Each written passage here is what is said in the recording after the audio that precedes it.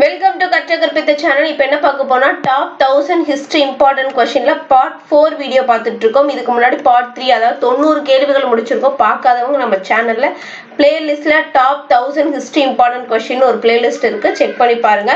இதை நீங்க படிச்சுட்டு இருக்கீங்க அப்படின்னா ஒரு டெஸ்ட் மாதிரி போட்டு பாருங்க. இந்த வீடியோ உங்களுக்கு யூஸ்ஃபுல்லா இருந்துச்சு அப்படின்னா கமெண்ட்ல ஒரு எஸ் அல்லது வீடியோக்கு ஒரு லைக் கொடுங்க. இப்ப 91வது கேள்வி பார்த்தலாம். 100% அம்மையாருக்கு ஆதரவாக நைட்ஹுட் பட்டத்தை துறந்தவர் யார்?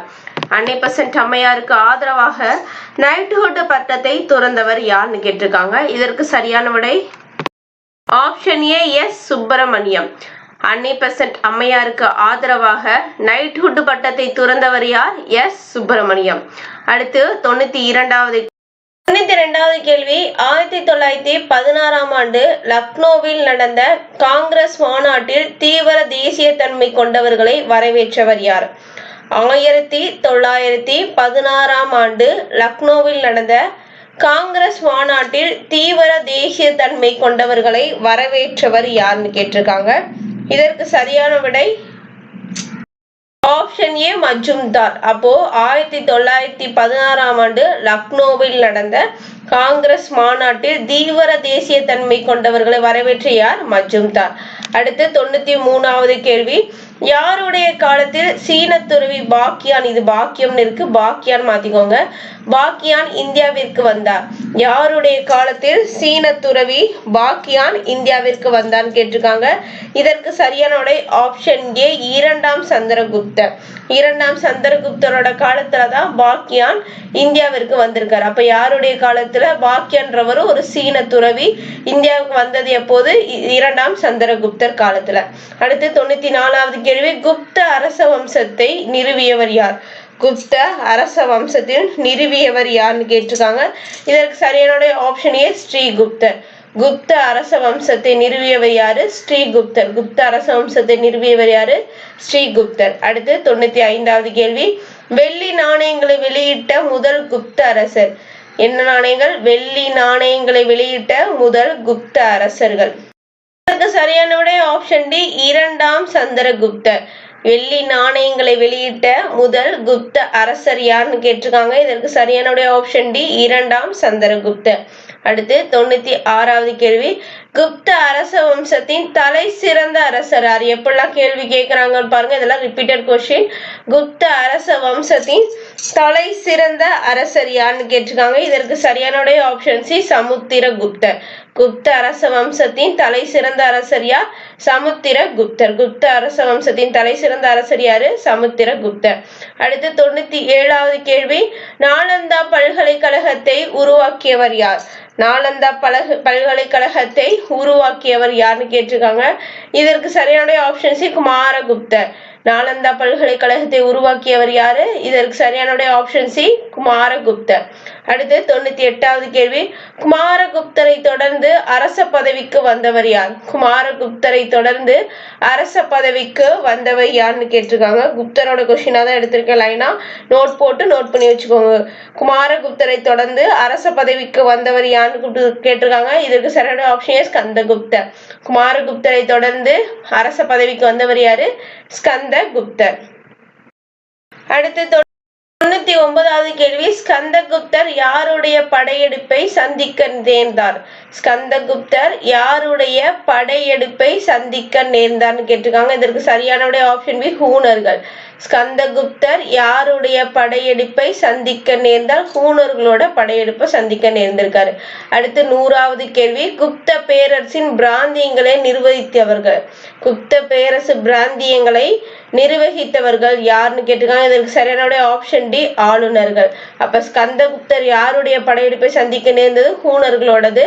குப்த பேரரசின் பிராந்தியங்களை நிர்வகித்தவர்கள் யாரு? ஆளுநர்கள் சொல்லியிருக்காங்க. அடுத்து 101வது கேள்வி.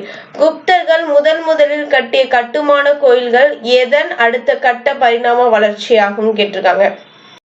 குப்தர்கள் முதல் கட்டிய கட்டுமான கோயில்கள் எதன் அடுத்த கட்ட பரிணாம வளர்ச்சியாகும் கேட்டிருக்காங்க. இதற்கு சரியான விடை ஆப்ஷன் ஏ பாறை குடைவரை கோயில்கள். குப்தர்கள் முதலில் கட்டிய கட்டுமான கோயில்கள் எதன் அடுத்த கட்ட பரிணாம வளர்ச்சி அப்படின்னு கேட்டிருக்காங்க. பாறை குடைவரை கோயில்கள். அடுத்து 102 யாருடைய வீழ்ச்சிக்கு பின்னர் மகதத்தில் பாடலிபுத்திரத்தை தலைநகரமாக கொண்டு குப்த அரசு உருவானது? யாருடைய வீழ்ச்சிக்கு பின்னர் மகதத்தில் பாடலிபுத்திரத்தை தலைநகரமாக கொண்டு குப்த பேரரசு உருவானதுன்னு கேட்டிருக்காங்க. இதற்கு சரியான ஆப்ஷன் ஏ குஷானர். யாருடைய வீழ்ச்சிக்கு பின்னர் மகதத்தில் பாடலிபுத்திரத்தை தலைநகரமாக கொண்டு குப்த பேரரசு உருவானது குஷானர்களோட பேரரசுக்கு பின்னாடி. அடுத்து 103 முதலாம் சந்திரகுப்தருக்கு பிறகு பட்டத்திற்கு வந்த சமுத்திரகுப்தரின் படையெடுப்பு வெற்றிக்கான சான்று என்ன?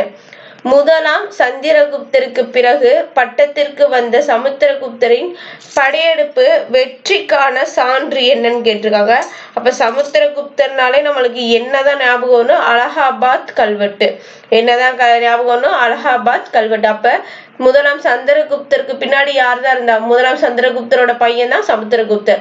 அவரை பத்தின படையெடுப்பு வெற்றியை பத்தி சொல்றது என்ன? அலகாபாத் தூண் கல்வெட்டுன்னு சொல்லியிருக்காங்க.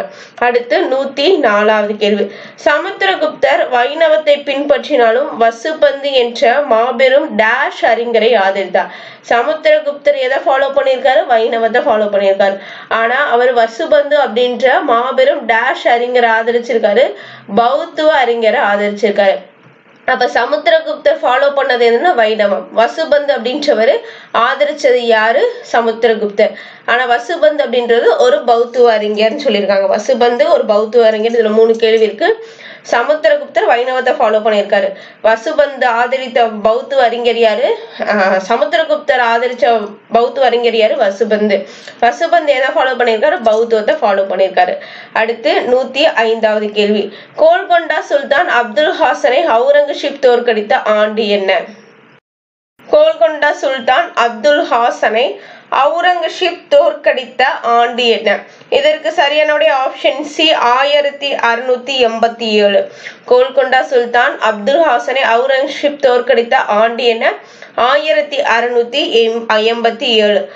அடுத்து 106வது கேள்வி. சிவாஜியை கைது செய்து டெல்லிக்கு அழைத்து சென்றவர் யார்? சிவாஜியை கைது செய்து டெல்லிக்கு அழைத்து சென்றவர் யார்? இதற்கு ஆப்ஷன் ஏ ஜெய்சிங். சிவாஜியை கைது செய்து டெல்லிக்கு அழைத்து சென்றவர் யார்? Option A Jaisingh. சிவாஜியை கைது செய்து டெல்லிக்கு அழைத்து சென்றவர் யார்? ஜெய்சிங். அதாவது ஜெய்சிங் எங்க சிவாஜியை எங்க அழைச்சு சென்றாருன்னு கேட்கலாம். டெல்லி. ஸோ 3 கேள்வியை பார்த்து வச்சுக்கோங்க. சிவாஜியை கைது செய்து ஜெய்சிங் எங்க அழைச்சுக்கிட்டு போயிருக்காங்க? டெல்லிக்கு. அடுத்து 107வது கேள்வி. முகலாயர் காலத்தில் நிர்வாக வசதியை கருதி பேரரசு டேஸ் என்று மாகாணங்களாக பிரிக்கப்பட்டு இருந்தன. முகலாயர் காலத்தில் நிர்வாக வசதியை கருதி பேரரசு டேஷ் என்ற மாகாணங்களாக பிரிக்கப்பட்டு இருந்தன கேட்டிருக்காங்க. இதற்கு சரியான ஆப்ஷன் ஏ சுபா. முகலாயர் காலத்தில் நிர்வாக வசதியை கருதி பேரரசு டேஸ் என்ற மாகாணங்களாக பிரிக்கப்பட்டு இருந்தன. சுபா அப்படின்ற மாகாணங்களாக பிரிக்கப்பட்டிருக்கு. அடுத்து 108வது கேள்வி. டெல்லியை ஆண்ட சுல்தான்களின் டேஷ் மரபு இறுதியானதாகும். டெல்லியை ஆண்ட சுல்தான்களின் டேஷ் மரபு இறுதியானதாகும் கேட்டிருக்காங்க. இதற்கு சரியான ஆப்ஷன் ஏ லோடி. டெல்லியை ஆண்ட சுல்தான்களின் டேஷ் மரபு இறுதியானதும் லோடி மரபு தான் டெல்லி சுல்தான்கள்ல லாஸ்ட் அப்படின்னு சொல்லியிருக்காங்க. டெல்லி சுல்தானோட அந்த மரபுகள் வரிசைப்படுத்த தெரிஞ்சு அப்படின்னா அது என்னன்னு உங்களுக்கு தெரிஞ்சா கீழே கமெண்ட் பாக்ஸ்ல கமெண்ட் பண்ணுங்க. லோடி மரபின் சிறந்த அரசர் யார்? லோடி மரபின் சிறந்த அரசர் யார்? இதற்கு சரியான ஆப்ஷன் பி சிக்கந்தர் லோடி. லோடி மரபின் சிறந்த அரசர் யாருன்னு கேட்டிருக்காங்க. Option B Sikandar Lodi. அடுத்து 110வது கேள்வி. மாம்லுக் மரபினை நிறுவியவர் யாருன்னு கேட்டிருக்காங்க. மாம்லுக் மரபினை நிறுவியவர் யார்? இதற்கு சரியான ஆப்ஷன் சி குப்துதீன் ஐபக். மாம்லுக் மரபை நிறுவியவர் யாரு? குப்துதீன் ஐபக். அடுத்து 111வது கேள்வி. இந்தியா கிளி என அழைக்கப்பட்ட கவிஞர். இந்தியா கிளி என அழைக்கப்பட்ட கவிஞர் யாரு கேட்டிருக்காங்க. இது ரிப்பீட்டட் கொஸ்டின், ஞாபகம் வச்சுக்கோங்க. இந்திய கிளி என்று அழைக்கப்பட்ட கவிஞர் யாருன்னு கேட்டிருக்காங்க. இதற்கு சரியான ஆப்ஷன் சி அமீர் குஷ்ரு. இந்திய கிளி என்று அழைக்கப்பட்ட கவிஞர் யாரு? அமீர் குஷ்ரு. அடுத்து 112வது கேள்வி. துருக்கிய நாணய முறையை முதலில் அறிமுகப்படுத்தியவர் யார்? துருக்கிய நாணய முறையை முதலில் அறிமுக அறிமுகப்படுத்தியவர் யாருன்னு கேட்டிருக்காங்க. இதற்கு சரியான விடை ஆப்ஷன் ஏ இல்துமிஷ். துருக்கிய நாணய முறையை முதலில் அறிமுகப்படுத்தியவர் யாரு? Option A Iltutmish. அடுத்து 113வது கேள்வி, 1914 த காமன்வெல்த் என்ற வாராந்திர பத்திரிகையை தொடங்கியவர் யார்?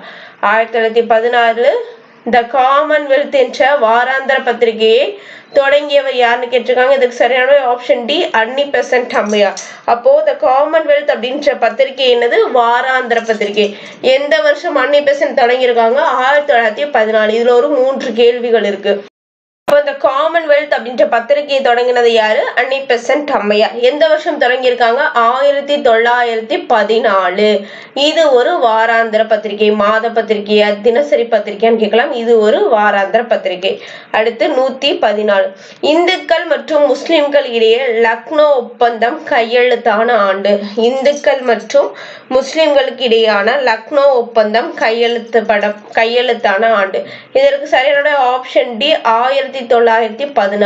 அப்போ லக்னோ ஒப்பந்தம் அப்படின்றது யாருக்கு இடையே கையெழுத்தாயிருக்கு? இந்துக்கும் முஸ்லிம்க்கு இடையே. எந்த வருடம்? 1916. அடுத்து 115வது கேள்வி, இந்தியாவில் தன்னாட்சி இயக்கத்தை துவக்க போவதாக அன்னி பெசன்ட் முறைப்படி அறிவித்த நாள். இந்தியாவில் தன்னாட்சி இயக்கத்தை துவக்க போவதாக அன்னி பெசன்ட் அம்மையார் முறைப்படி அறிவித்த நாள் எப்போ? இதற்கு சரியான விடை ஆப்ஷன் பி 1915 செப்டம்பர் 20. இப்ப இந்தியாவில் தன்னாட்சி இயக்கத்தை துவக்க போவதாக அன்னி பெசன்ட் அம்மையார் முறைப்படி அறிவித்த நாள் 1915 செப்டம்பர் 20. 116வது கேள்வி, 1907 ஆல்காட் அவர்களின் மறைவுக்கு பின்னர் பிரம்மஞான சபையின் உலக அளவிலான தலைவராக பதவி வகித்தவர் யார்? 1907 ஆல்காட் அவர்களின் மறைவுக்கு பின்னர் பிரம்மஞான சபையின் உலக அளவிலான தலைவராக பதவி வகித்தவர் யார்? இதற்கு சரியான ஆப்ஷன் டி அன்னி பெசன்ட் அம்மையார். அப்போ ஆல்காட் எப்ப இருந்து போறாரு? 1907. என்ன பிரம்மஞான சபைய தலைவரா இருந்திருக்காரு. அப்போ உலக அளவுல யாராயிருக்கா? அன்னி பெசன்ட் அம்மையாரா இருக்காங்க. அடுத்து 107வது கேள்வி, சுப்பிரமணிய பாரதி சுதேசமித்திரன் பத்திரிகை துணை ஆசிரியராக பணியமர்த்தப்பட்ட ஆண்டு. சுப்பிரமணிய பாரதி சுதேசமித்திரன் பத்திரிகைக்கு துணை ஆசிரியரா பணியமர்த்தப்பட்ட ஆண்டு என்னன்னு கேக்குறாங்க. இதற்கு சரியான விடை ஆப்ஷன் ஏ 1904. அப்போ 1904 தான் துணை ஆசிரியரா தான் பணியமர்த்தப்பட்டிருக்காரு. ரொம்ப முக்கியம். என்ன ஆசிரியரா துணை ஆசிரியர் குழப்பம், துணை ஆசிரியரா கூற்றுகளை வைக்கும் போது நிறைய குழப்பம்.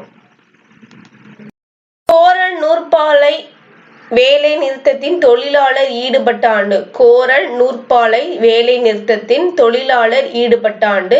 இதற்கு சரியான ஆப்ஷன் ஏ 1908.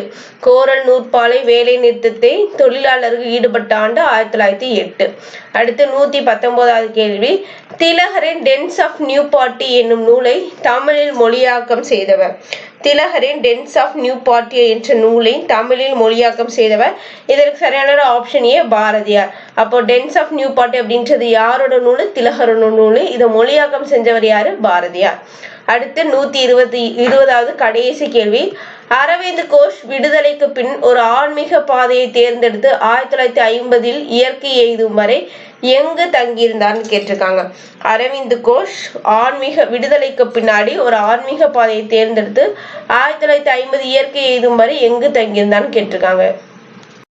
சரியான விடை ஆப்ஷன் சி பாண்டிச்சேரி. அப்போ அரவிந்த் கோஷ் விடுதலைக்கு பின்னாடி ஒரு ஆன்மீக பாதையை தேர்ந்தெடுத்து போயிட்டாரு. எங்க தங்கியிருந்தாரு? எப்ப இறந்திருக்காரு? 1950. அப்ப அது வரைக்கும் என்ன பண்ணிருக்காரு? பாண்டிச்சேரியில போய் தங்கியிருக்காரு. மொத்தம் இதோட 120 கேள்விகள் முடிச்சிருக்கோம். 120 கேள்விகள் நோட் பண்ணி அடிக்கடி ரீகால் பண்ணிட்டே இருங்க. டெஸ்ட் போட்டு பாக்குறவங்க அடிக்கடி தப்பான கேள்விகளுக்காக மறுபடி டெஸ்ட் போட்டு பாருங்க. இங்க கேட்கிற கேள்விகள் எக்ஸாம்ல வரலாம். இந்த வீடியோ பிடிச்சிருச்சு அப்படின்னா லைக் பண்ணுங்க, ஷேர் பண்ணுங்க. உங்க ஃப்ரெண்ட்ஸ்க்கு மறக்காம நம்ம சேனலை புதுசா பாக்குறீங்கன்னா சப்ஸ்கிரைப் பண்ணிக்கோங்க. நன்றி.